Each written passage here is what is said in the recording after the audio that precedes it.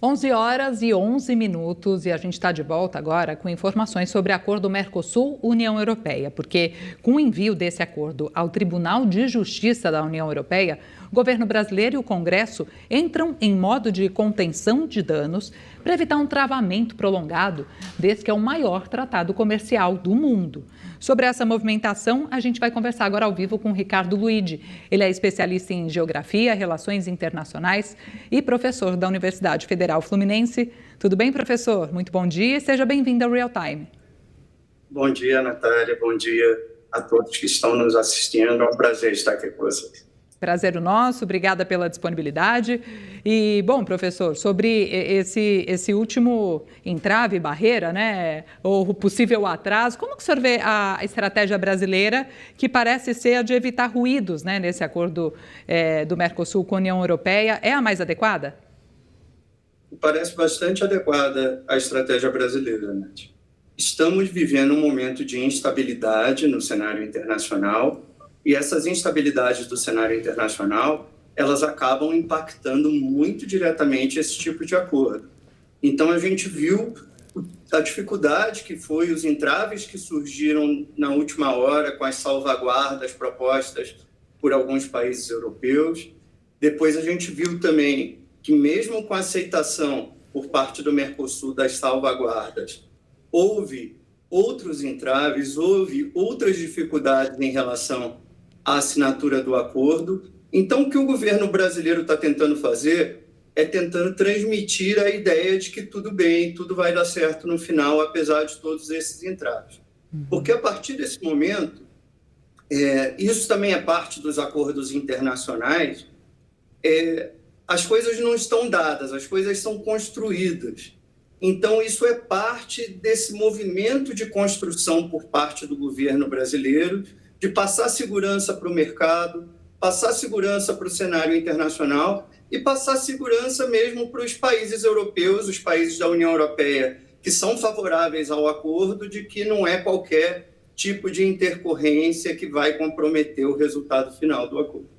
Então, nesse contexto, o caminho é intensificar a diplomacia mesmo, professor, para evitar que disputas políticas internas, né, questões ali também envolvendo polêmicas com agricultores da União Europeia acabem contaminando o nosso cronograma econômico, né?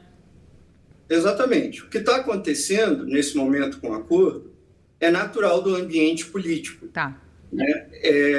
A gente tem como exemplo que, em 2017, a União Europeia fechou um acordo comercial com o Canadá.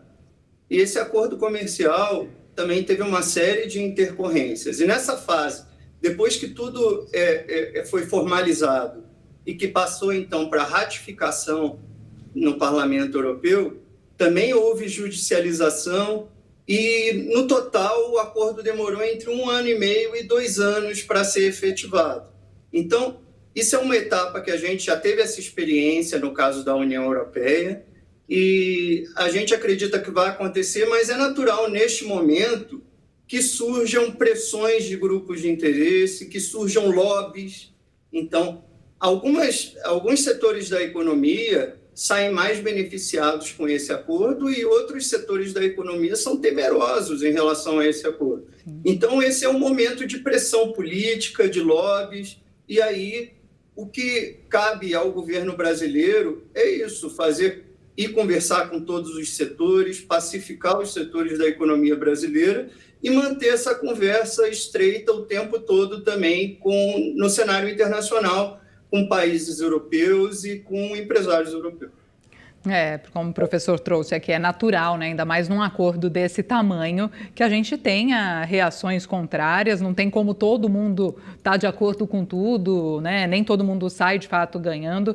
Professor, só para alinhar a nossa audiência, deixar todo mundo na mesma página, inclusive quem não está acompanhando a fundo, né? Cada passo desse acordo, a gente teve a assinatura e o que aconteceu agora, então, foi uma decisão do Parlamento de mandar o acordo para a Corte da Europa, certo? Certo. Tá. Então, a gente teve o momento de firmar o acordo, da assinatura do acordo.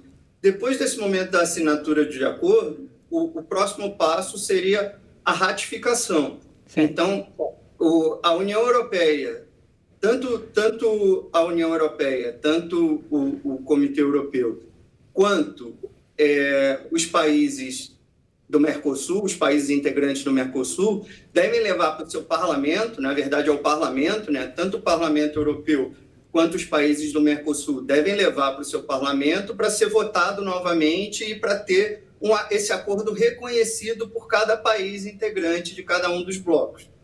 Então, esse é o momento que nós estamos. Só que o Parlamento Europeu, antes de fazer a votação para a ratificação do acordo, ele decidiu mandar para o Conselho de Justiça Europeia para que seja analisado juridicamente se esse acordo não tem nenhuma implicação em relação aos regulamentos da União Europeia.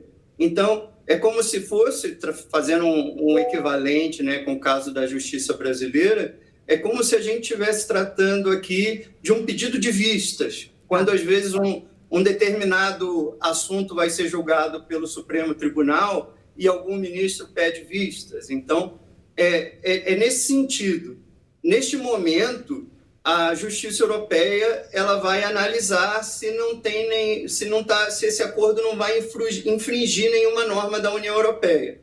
Então, acredita-se que isso pode ter sido feito para justamente brecar um pouco o imediatismo do acordo e permitir que essas negociações continuem ocorrendo, em que os lobbies e os jogos políticos, os jogos de convencimento continuem ocorrendo. Então, neste momento, estamos nesse patamar. Tá. Só que a Comissão Europeia, que é o cargo, que é uma instância executiva da União Europeia, ela tem o direito, nesse momento, de colocar o acordo em vigor, mesmo que ele ainda não tenha sido aprovado. Colocar o acordo em vigor provisoriamente. Então, é uma possibilidade, ainda não sabemos se isso ocorrerá, mas é uma possibilidade desse acordo ser colocado em vigor provisoriamente. Seria, mal comparando mais uma vez com a política nacional, seria o que acontece quando há uma medida provisória por parte do governo e depois essa medida provisória ela tem que ser votada para ser efetivada ou não. Então, mais ou menos isso que está acontecendo no momento, no caso do acordo Mercosul-União Europeia.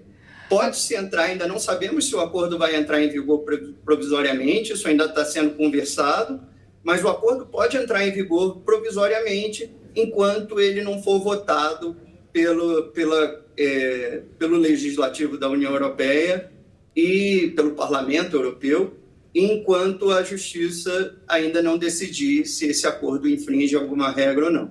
Mas ainda assim, desculpa, professor, mas só para tirar uma dúvida aqui, ainda assim teria que passar por esse rito dessa ratificação de cada país, inclusive os países do Mercosul, que pode levar meses, alguns anos, certo?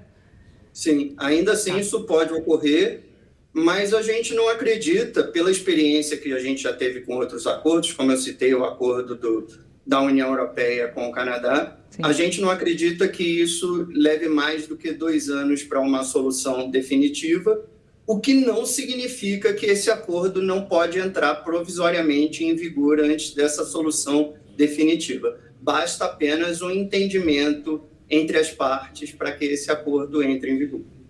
Perfeito. Muito obrigada, Ricardo Luigi, especialista em Geografia, Relações Internacionais, professor da Universidade Federal Fluminense, pelas explicações, pela clareza que você trouxe aqui nessa conversa.